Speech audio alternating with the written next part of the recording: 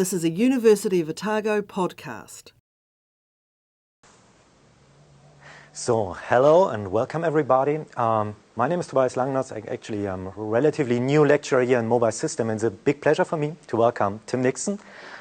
Tim is actually a graduate, and despite the fact that he looks very young, and he is actually very young, he graduated here in 2004 and 2005. So actually he studied here what I learned just recently, a major in design and a minor in computer science, and he also graduated in entrepreneurship. So he has really, I think, a very wide experience, not only from his teaching and university degrees, but also from what he worked. And I'm looking forward to his talk. And today he will give us an insight in the economy of emotion, so learning to thrive in the app stores. And Tim already said to me that he's looking forward to many questions because this is what makes it exciting for him and interesting for him. So I expect a question from each of you. Okay? So we randomly Tim will select some people and I will assist them. So have a question ready, okay? Good. I hand over to Tim and for the next 35 minutes. Great, thank you. Okay. Thanks very much for the introduction to us. So, as just mentioned, my name's Tim. I'm the director of a games company in Dunedin here called Runaway. We make games inspired by nature for mobile devices. Most recently, one called Flutter, which you can see in the middle here, which is out for iOS as of the beginning of last year and came out on Android in the holiday season. Just to give you a quick background as to where I come from. I was a graduate of the computer science and design schools here at University of Otago. In my final year of study, I was sort of lured into the Masters of Entrepreneurship program in its pilot year. And through that program, I set up a company called Straylight with 4 other friends in the spare bedroom of a flat in Northeast Valley. That company set up in the Centre for Innovation and went on to be about a dozen people based in the centre of town, and was focused on creating what we called meaningful play. So games that helped with education and on things like hairdressing or recycling. We even did a game about food safety for training chefs. But after 5 really strong years, we're actually the fastest. We're in the Deloitte Fast 50. We were the fastest growing company in Otago in 2008. And in 2009, the global financial crisis hit, and struggle as we might to keep the whole thing together, that we had to shut down the company. So it was at that time, in early 2009, that I started talking with Natural History New Zealand, who are a local legendary filmmaking company who have been making films about the natural world for 30 years. So their clients include National Geographic, Discovery Channel, AETN, and they produce about 60 hours of television a year.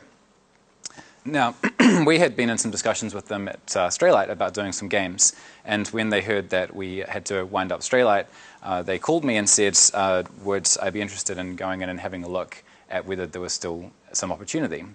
They'd had some recent success with some big new series, and decided that they would investigate looking at the new market of games.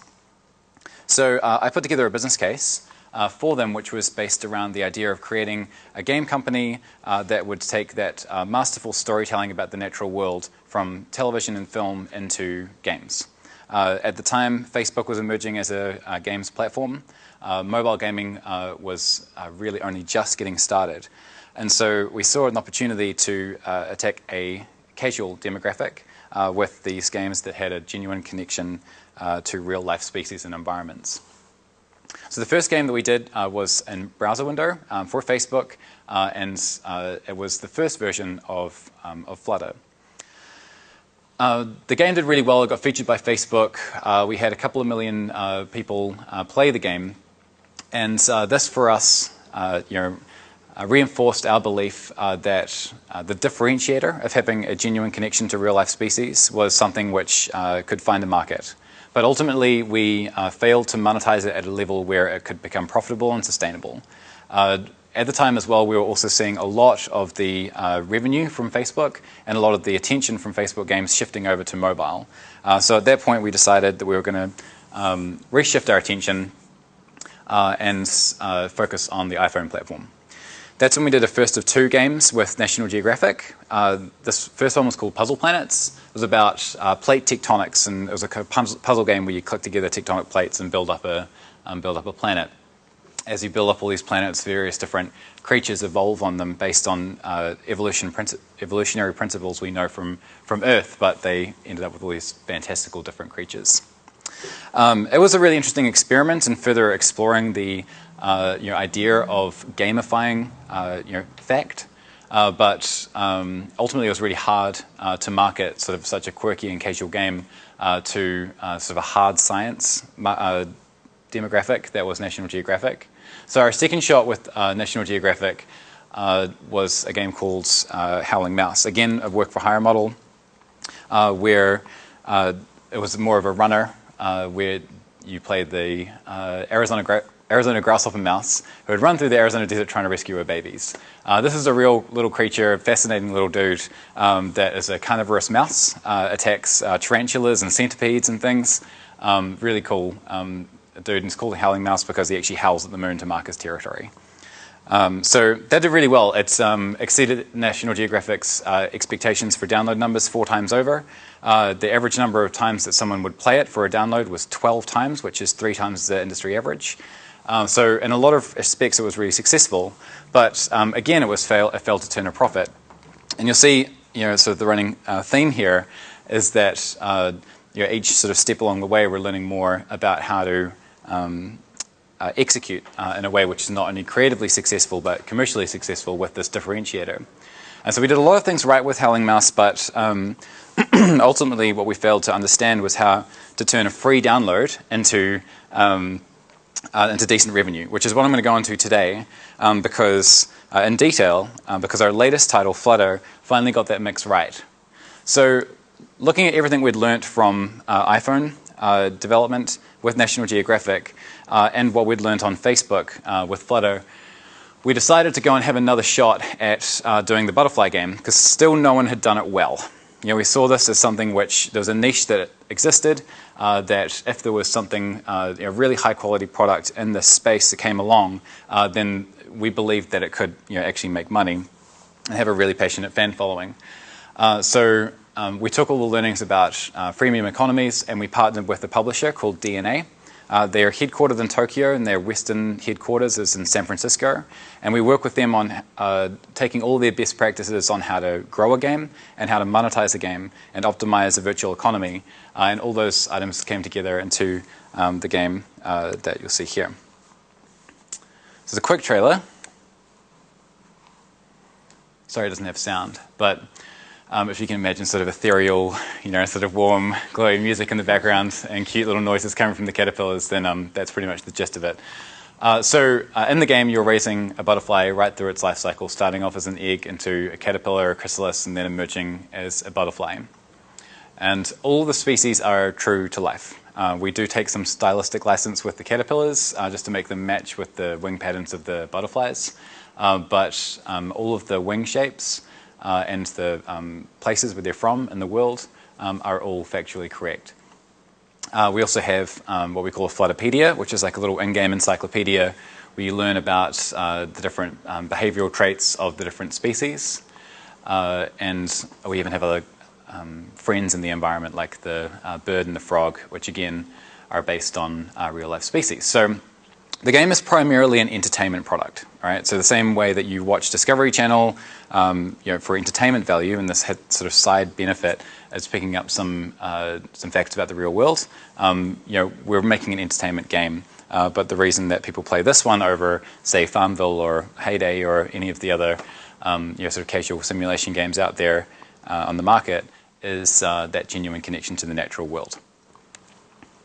So what I'm going to do in my talk here is do a deep dive into the economy of Flutter and exactly how we managed to fix that problem that Howling Mouse had, where it was creatively successful and people loved it, but we didn't have any economy in there. We're actually going to have a look specifically at how the game works, what people buy in the game, why they stick around in it for a long time, and how it's performed over its 18-month life cycle. Okay, so first up, what do you actually do in the game? You collect butterflies. So you collect all these species, as I said, they're all true to life. They're laid out in this Flutterpedia. It's very clear, as you can see, where the gaps are in your different sets. These sets are grouped up by the region, usually, that they come from. And the sets range between 3 or 4 up to our biggest set size is 7. You also expand the environment to fit more of your butterflies in at any one time. So you can either have butterflies in storage or have them fly out in the open environment. And you complete various different goals. There's a bird in there that sends your butterflies on missions out to help the wider rainforest and stuff. It's very cute. And you help friends. So you can join up with friends through Game Center or Facebook and send them free gifts and help them out in their journey as well. You're all ranked, so you can see what everyone else's Flutterpedia score is. It's a very social game. Okay, so how has the game gone? We have 1.5 million players. It is the top retaining game, and I'll get into this in a second, in our publisher's network. So it means for every person that comes into the game, we have the highest proportion that stick around in the game on the first day, third day, up to a year later. The game has been for quite some time profitable and continues to be month on month, and it's far, far from done yet. After being out for 18 months, our ambition is to keep it live for at least another 18. And it only just a few weeks ago had its biggest ever day, biggest ever week, and biggest ever month in revenue. So it's continuing to grow. So how do we actually measure that in terms of the game's performance day to day? There's a few really key statistics that we follow. One is the daily active users, right? So the number of people that have logged into the game that particular day. So on average at the moment we have around 50,000 people that will load up the app in any one given day. And the important thing for the economy is the amounts that you make per average person that comes into the game. Generally in the free-to-play model, you'll only have a very small percentage of the users that actually end up spending anything. So you average the total revenue out over all your daily active users, and that gives you a metric called your average revenue per daily active user. And that's a really, really important metric. The average for our industry is around 6 cents. You're doing really, really well if you're earning 6 cents per person that loads up the game in that particular day. So through all the tuning we've done in Flutter, we're now well past double that.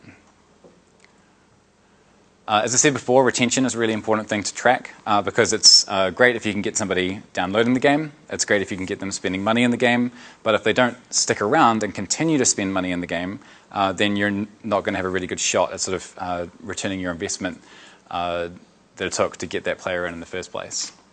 So we measure things like how many people came back the day after they installed it, which for our game is around 40%, 40 to 50%.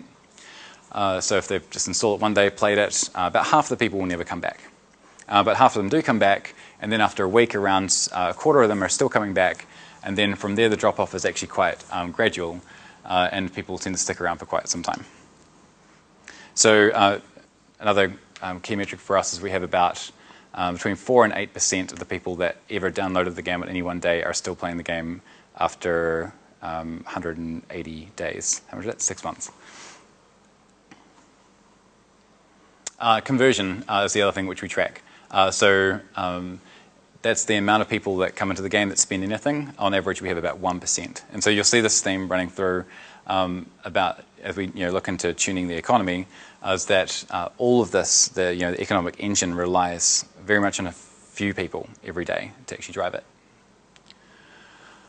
Okay, so this is these are the actual stats for how the game has performed. The DAU, that was the daily active users, the first stat that I pointed out.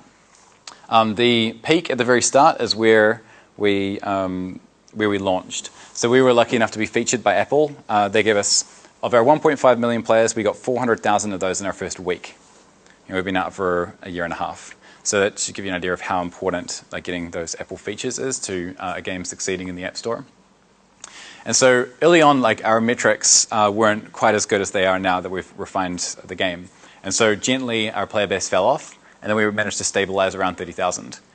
It was then with the launch of Android, which is much cheaper to acquire users on, and some new updates around the holiday season and a new feature from Apple that we're able to grow the game again and get it to its stable baseline now of just over 50,000 users per day. That average revenue per daily active user that I was telling you about, a lot of the game metrics have been improved over time through iteration and trying out new offers in the stores, trying out new events, and which I'll go into later on, and new mechanics. Our biggest win, I think, for the game is a mechanic we introduced just in the last couple of months, and you can see up here. Usually the peaks are events, which I'll talk about later, and a big challenge for us was figuring out how to increase the game's performance outside of events, and that new feature was pretty much solely responsible for getting us above our target line consistently, which is what that red line is there. Net revenue, of course, is what we track as well, because ultimately it comes down to how much money you're actually getting in the bank. And again, the red's our baseline. And for the last couple of months, with the introduction of those new mechanics and a really healthy player base, we're well above it. Okay, so what do people actually buy, to spend this money? What's convincing them to part with their hard-earned cash for imaginary butterflies? A few things. Hurrying. So everything in the game has a timer on it, right? Things take time. Butterflies take time to grow. Flowers take time to grow and produce pollen, which the butterflies eat. Missions take time to do. So a lot of the time you spend in the game waiting, which, a lot of the time is fine. You just set the things going, you turn your phone off, the game's still going while it's in your pocket, and then, when you go back there later on, you can pick it up and continue to play. But if you're impatient, or if you're cash-rich and time-poor, then you can use premium currency to hurry these actions up and play through the game faster.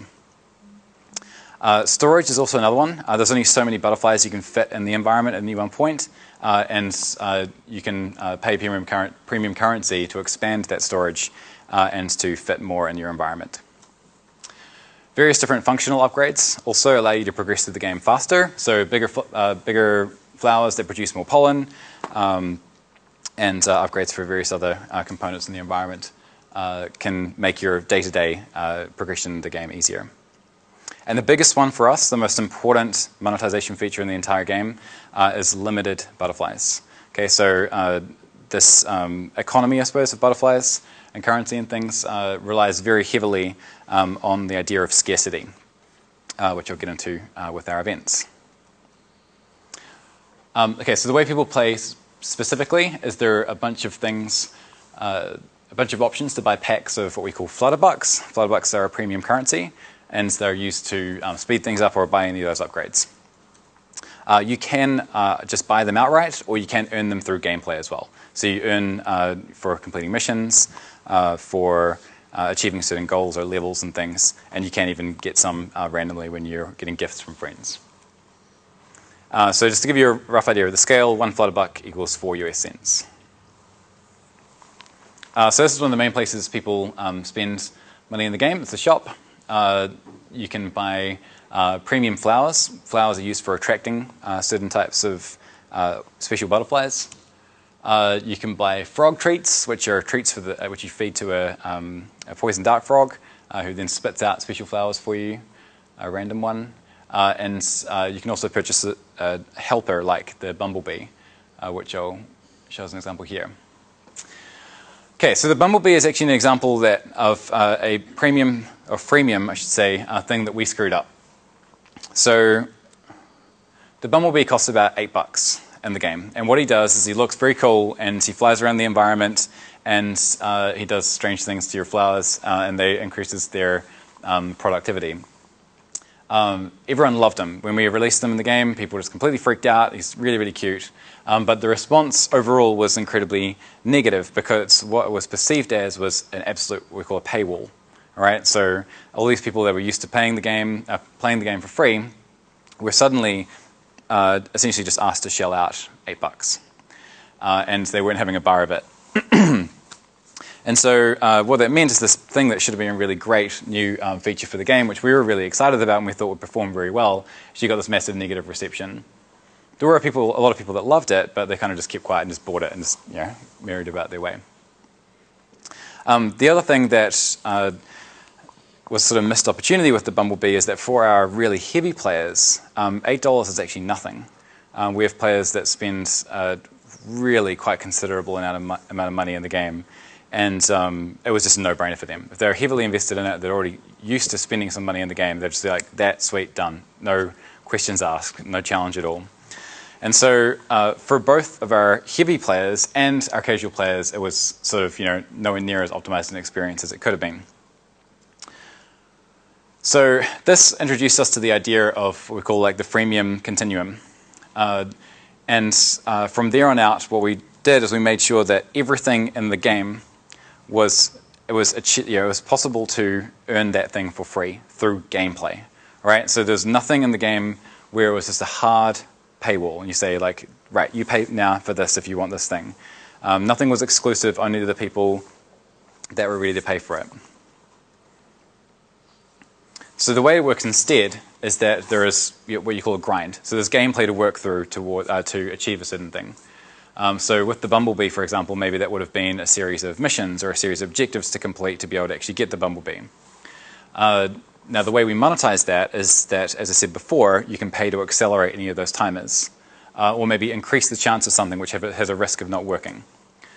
The benefit of doing this is that not only do you make it then achievable for your free players to start chipping away and progress through the story to collect that particular thing, but you also unlock a full spectrum of spending opportunities for your different types of players.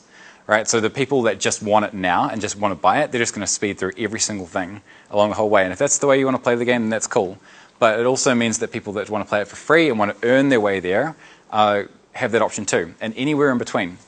Maybe someone spends a couple of days getting halfway towards completing that series of objectives, and then it's payday, or then they got a gift card, like from mum and dad, or then they just, it's the weekend and they feel good about themselves and they've just cleaned the house and damn it, I want to get that bloody Bumblebee, and they do it and they tip over the line. So it means when the player's ready to spend in the game, then they can do it. There's no point at which they're blocked from progressing because they're not able to spend that particular amount at that particular time.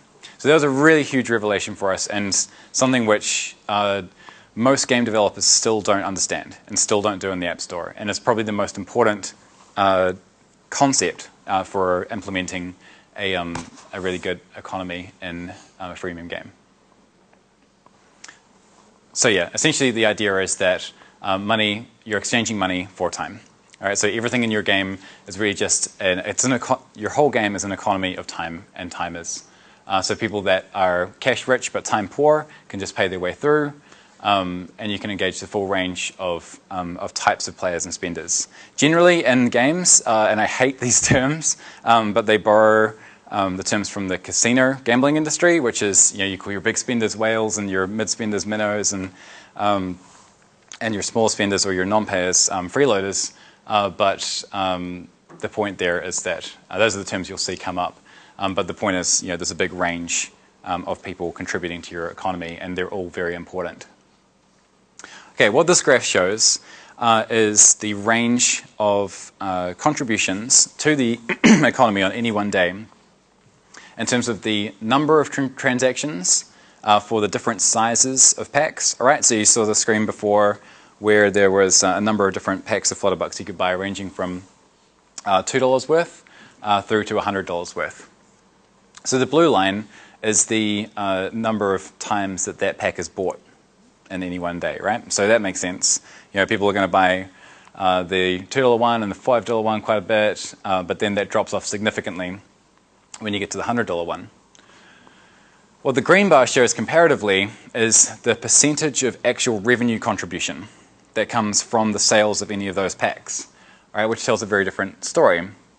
You can see actually we make the vast majority of our revenue from the $10 and the $25 pack, even though the number of incidents of them being bought is much lower.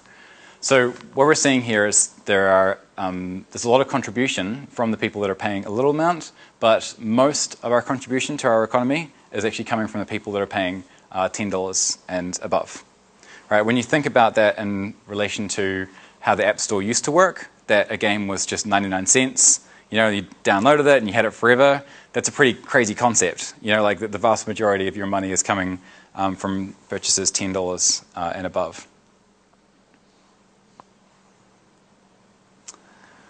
Okay, so in terms of establishing a level of trust with your audience, and to the degree at which they're actually happy to spend this amount of money, communication is probably the most important thing that you can do in building your community and keeping everybody happy. We do this a bunch of different ways. We have welcome screens in the game which show off the new species that are coming or the new specials that are happening that weekend. Through a welcome screen. This also has a direct link here to our Facebook page where we are able to enter into a conversation with our fans.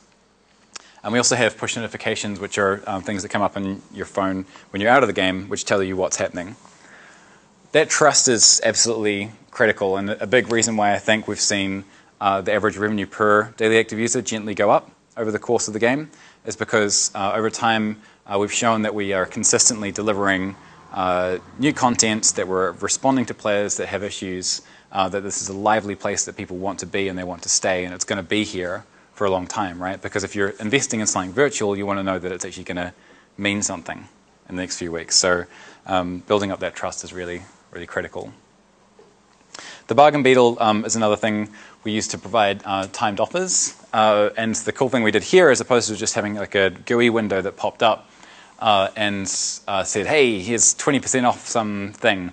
We wrapped it up in this joker here, and people absolutely adore him. They love him. Like, we actually get complaints from players that he doesn't turn up often enough. All of his dialogue and things wrapped up like he's this sort of street vendor kind of, wheeler and dealer, or he's found some things out in the forest that he's going to come and sell off to you. We just get a really great response to it. This is just a great example of where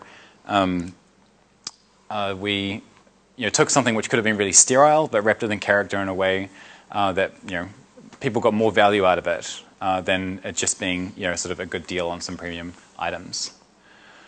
These deals are also player specific, so they hit people at the right time when they really need these particular items to make sure that they're relevant to what they're aspiring to achieve in the game. So on to the most important part of our economy, the biggest driver of average revenue per user. It's limited butterflies. So we have these events in the game where a set of butterflies is only available for usually around 10 days. All right, so it's a set of 4 to 6 butterflies that you'll never be able to get again. What this drives is a massive fear of missing out. You've got to have the whole complete, collection. Our game is very much tuned into OCD impulses of wanting to complete the whole set and having to have them all. It really this builds on the core, I suppose, promise of the game, and uses that core mechanic and heightens the intensity of it. What it does is it drives engagement hugely. So our number of play sessions about doubles during an event, and it massively also drives payment. Because as we were talking about before, it's just this whole economy. If you can increase the amount of time that people spend in the game, then you're actually going to increase your payments as well. All right, so this is an analysis of our average revenue per daily active user over a course of around 6 months. Can anybody tell me where the events are? It's not tricky. They're at the spikes. All right, so this is the sort of difference you're seeing in an event and out of event. So it goes to show how important these things are for our overall economy. Because if you just took that baseline, and even that out, we would only probably have made about half the amount of money with the game as we have, and so it probably wouldn't be profitable, and we wouldn't be where we are now. So if not for that one, core mechanic, the game wouldn't be nearly as progressed as it is. A couple of mistakes we did make with the events, though. One thing is we ran the same set twice. We were like, it's such a pity that all these people that haven't played the game before, have never been able to see this content. What if we go and get a set from way back at the start, or actually a few sets, and let the players vote on which one they would like to be brought back? And of course, that made an absolute storm in the community because all the people that didn't get the one that they wanted were all really annoyed. And then at the end of the day, anyway, the people, there were so many of the people still in the game that were around when the set had come about the first time that they didn't care. And so it didn't monetize very well. Everyone was angry, and we're just like, we're not doing that again. Also, like, again, it goes to the trust thing. Server reliability, and game reliability plays an enormous part in making sure that users feel comfortable spending money in the environment. And we've definitely seen some events not perform as well as others when our servers have failed them. And it doesn't even need to be a massive outage. We're only talking like a few hours, and people, it just gives them that little, trepidation where they don't feel as comfortable or safe in the environment spending. Another thing we did introduced later on, which improved the performance of our events, was we call a super decoration.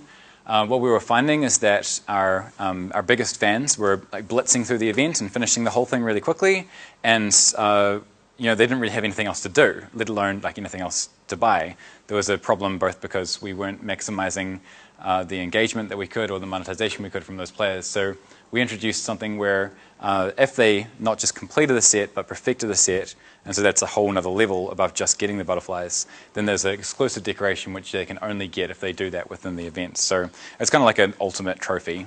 And we're looking at doing new versions of that for future events as well because people respond to it really well. What this allowed us to do, though, is actually make the base progression through events a bit easier.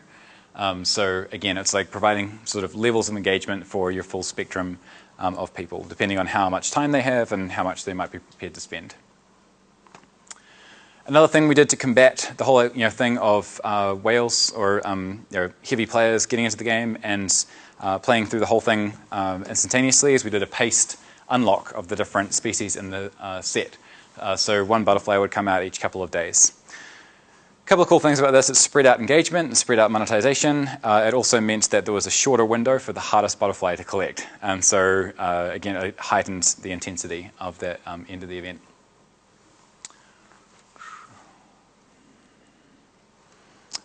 Something which is really important for us to test a lot was the cadence of the events. So you saw before, there was a really regular spacing between all those events. Again, it's about building up trust, it's building up dependability, and making sure that the pressure for players to play a lot and to spend was coming on and off, so they have time out of event, so they can sort of just chill out, play the core game, look at their event butterflies that they've just collected and things, and be happy.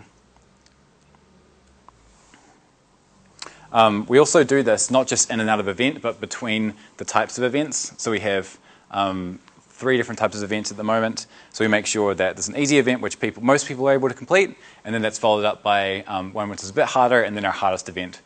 So it's all just about like the ebb and flow of difficulty in the game and through the events. I'm just going to skip through this a bit quickly because I've got lots of slides and only so much time.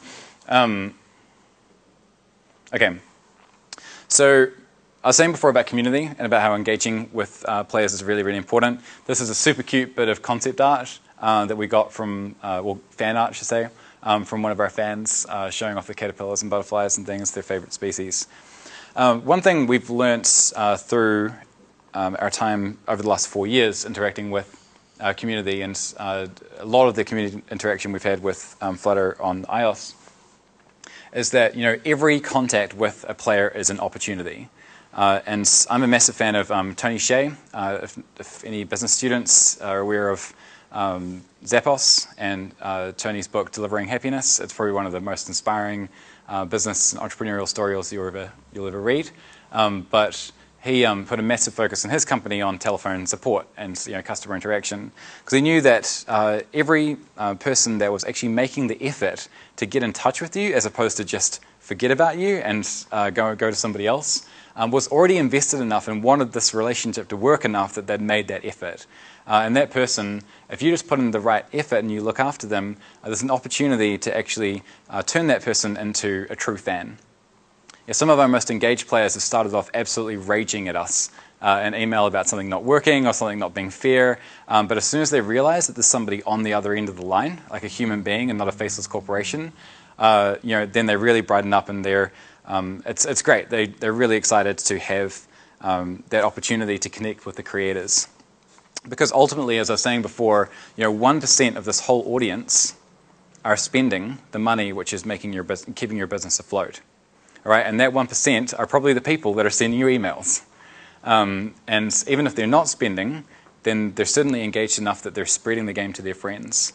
And so looking after your true fans is the most important thing for keeping players around and making sure your game spreads and making sure that they all feel well looked after. And this leads me to my final point and the ambition that we have as a company. And that's to build a brand that people are really proud of belonging to. And that means not just as a developer, but as a player. We've been thinking a lot recently about what does it actually mean to be a developer for Runaway or to be a player of Runaway's games. And this really links back to our connection to the natural world. There's this really cool story about a girl that sent us an email, and she was walking down the hallway of her grandma's place. And she'd walked down that hallway a million times in her life before. But one day she stops and she sees these butterflies up on the wall, and she starts rattling off the names of them. She says, it's a blue morpho, that's a Raja Brooks birdwing, blah, blah, blah, blah. And her grandma's just like, what the hell? Like, where did this even come from? And she'd learnt all of the species by playing Flutter. And it was that knowledge which she then felt awesome about being able to apply in the real world, but also brought her and her grandma together. And that was a really special moment and really great proof for us, that there was a differentiator that really meant something and could make our game stand apart. We also did a collaboration with the Otago Museum where we incentivized players to, in the first version of Flutter, to go into the tropical forest and find a particular species, which then they could collect virtually in the online Facebook version of the game. We're now working with the California Academy of Sciences and the Otago Museum again to find a new system where we can use GPS location to track when somebody is in an actual butterfly enclosure and give them a special butterfly in the game, and then to roll that out to our future projects as well. Again, this is making people feel good about the knowledge they've learned in the game and actually being able to take something from their real-world interaction with nature into the virtual experience. We also have a relationship with the World Wildlife Fund. So we're taking that empathy that players have developed with the natural world and giving them an opportunity to then go and give back to the precious real-life environment where these creatures live.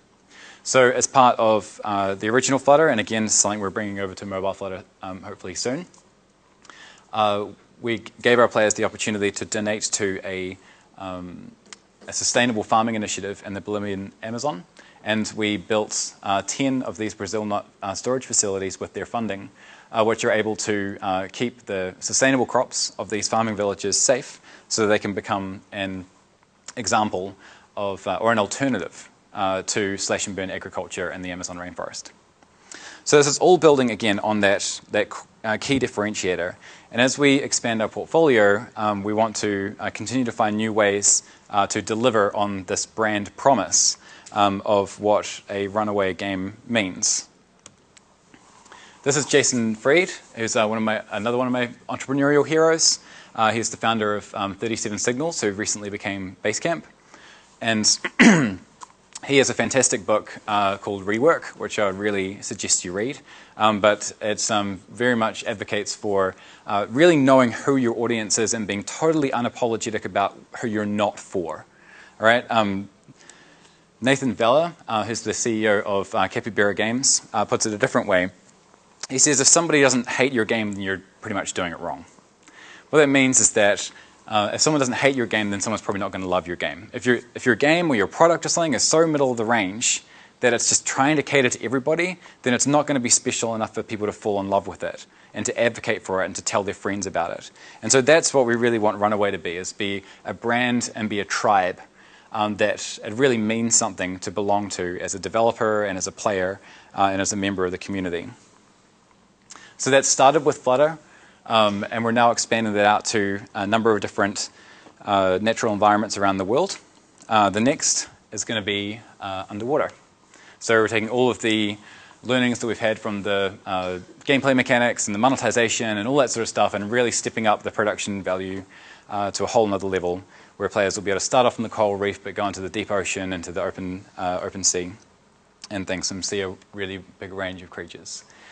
We hope that'll be out in January.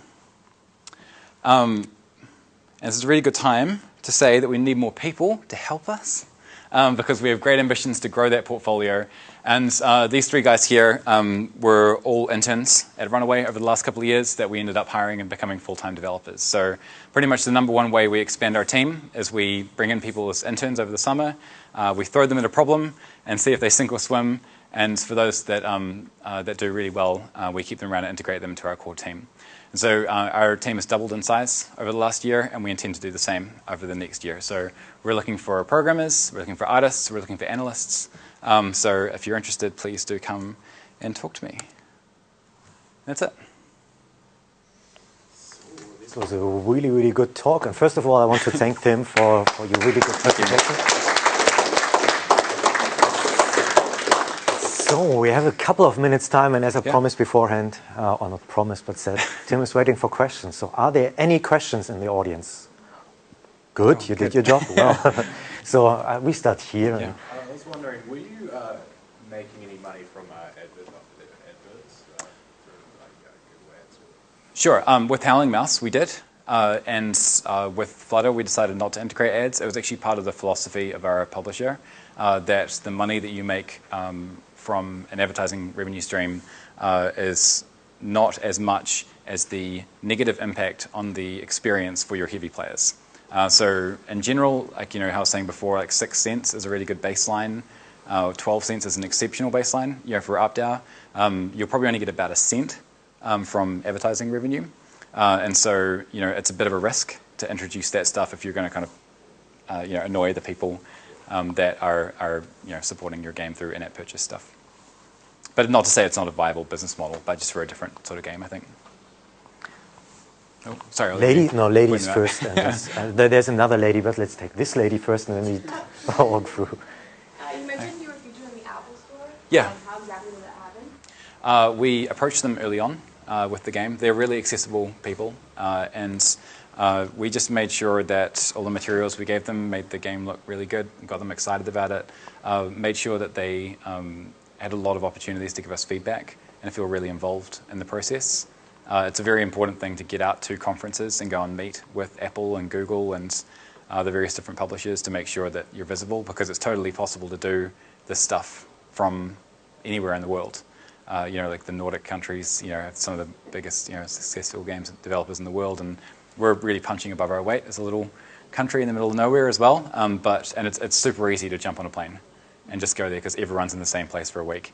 And you just do back-to-back meetings and just spread the word. We go through, yes. I was wondering how you do the balance of when people first get into the app, how you delegate how many free assets you give them to sort of lengthen the lifetime that they'll stay with your app. It's a good question. It's really tricky in a lot of spreadsheets and a lot of analytics. So we have a pretty complex analytics system which tracks the player's progression through the game. So this is what we're actually starting to do in a couple of weeks with Under the Sea, our new game. So we roll it out to a bunch of people remotely, and then we just track. There's certain hooks in the game which ping back to the server, which tell us when they've achieved certain things, and if there's too long a gap between two significant points of progression, then we need to tune some things. And so we go back to our spreadsheets and make sure that the numbers all add up. But it's about getting that kind of ebb and flow of attention and release, like of progression and then struggle, progression, struggle, and just making sure that sort of gently ramps up through the course of the game as well. Sweet. What is the demographic of most of the users in the Flutter game? Are they younger kids, or are they, kind of people our age? Sure. According to the Facebook demographics that we have, because we can only tell the demographic of people that are connected with Facebook, so it's not probably a perfect snapshot, but it's a pretty good idea. Most of our players are 18 to 40-year-old North American female, so 80% of our audience are female, and I would say so our average player is probably in their early 30s, but in reality, there's a huge range of players. A lot of kids, I think, play with their mum and dad's Facebook account as well. We've definitely seen users as young as 8 and 9 playing the game too. Yeah, cool. So many questions. Tony next. I try. So how do you learn from your customers? There'll be lots of different channels by which they'll be communicating to you, emails, and so on. So is there an automatic process on what they exactly need? How can you improve your offerings and so on? So what is exactly the process that is involved? Okay. What kind of insights do you get, and how do you incorporate them in a new game? Sure. I suppose there's qualitative and quantitative methods of measuring your game's performance or your player's satisfaction. So quantitatively, we have crash reporting software which tells us when the game is falling over technically in certain parts, and the same goes for our servers. And so that's pretty easy to prioritize because we know the ones that are affecting the most users, and our tech team will just respond to those in priority. For game design stuff, for things that are just sort of player requests, it's a bit more organic. So players will just send us emails or support requests through our customer service center, and they'll all come to the design team. And my email is just up on the website and things as well. People just email me, and I just, it's just fun just to chat to people and see, what they're liking, what their suggestions are.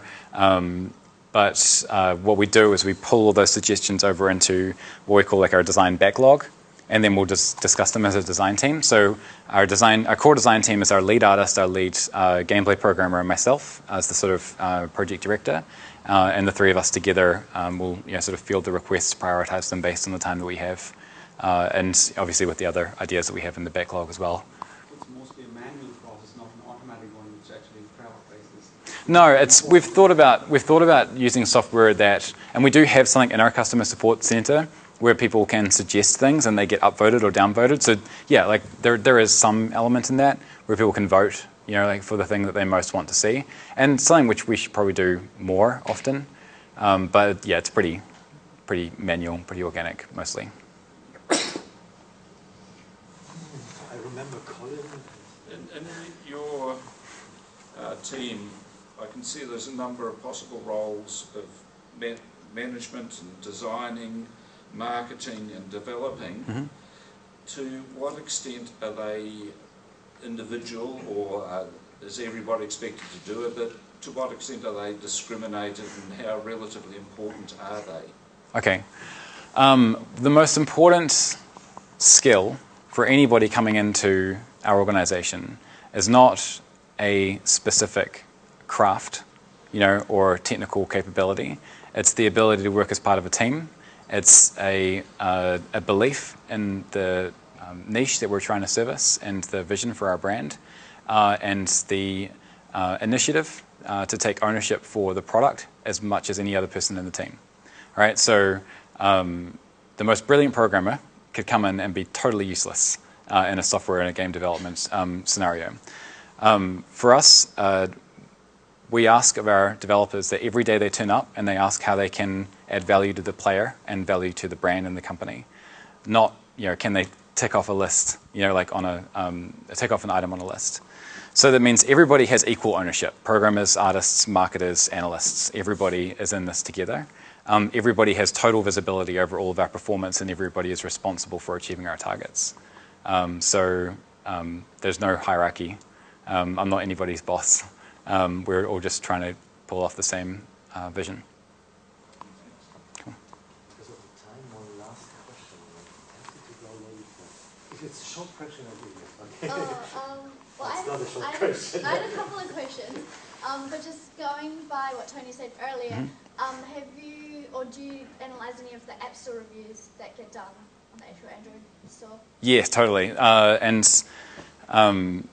Again, that's kind of something which filters through to the organic design process, and some obviously technical things as well. It's a bit harder to harvest those, because it's all just kind of written stuff. We can see an aggregate view of our score, but there's a lot of reviews to go through and just make sure we're. But we absolutely take notice of that stuff, and we'll watch it very closely, especially after an update, because that's a really good way of figuring out how people like or dislike the new features in the game. So you don't just connected question, because I did it once and for actually a series of app or a category of apps, and I was going through the comments and was clustering them based on certain keywords, so you haven't thought about this. So you can automatize, and for example, you see which keywords, for example, pop up frequently, like unhappy, or money, or So you haven't done this or considered this? No, we haven't actually. We should look into doing it. Yeah. Wait, can I just ask? No. I gave him the chance to read the last question. I was waiting for so long. Okay. I was just relating to the earlier question about the demographics and things. So if you get these sort of emergent demographics like the 18 to 40-year-olds, do you then try to cater towards that, or do you just... That was kind of our target in the first place as well. So I don't really know, because like we haven't really had a situation where something's been embraced by a demographic that was different than who it was intended for. But I would imagine that you will. I mean, we don't really make the game for a particular age group per se. I think the game, even the mechanics aren't, the mechanics, the core of the game isn't, skewed towards females. Like the same collection, sort of OCD impulse and things would work just as well for a theme that was skewed towards males. So I think it's just a byproduct of the fact that it's a butterfly game and that it's so heavily weighted towards females. Generally, females do make up 60-65% of the social casual market for games anyway. Obviously, console is more heavily male as well. So yeah, we had a pretty good idea of who we wanted to make it for in the first place. But our ambition is to broaden our demographic with our upcoming titles. Under the Sea, we're hoping for around 70% females, to make it a little bit more male skewing than the one we have after that. It's going to be a bit more of a Boise destruction sort of thing. Okay, so let's stop it here, even though there are many questions. Cool. First of all, Tim, thank you again. And as you heard, so they're hiring. I see Tim has his business cards here. You can contact me and I will happily forward it. And then you can work on the next version of the bargain beetle or ask you questions directly. So thanks, Tim, again. Thank you. And nearly most important. Great. It's a small present. Oh, excellent. Thanks so much. Please feel free to grab some stickers up the front on your way out as well, and spread them and post them everywhere. And feel free to come and ask me questions afterwards as well. Yep. Cool. Thank you. Cool.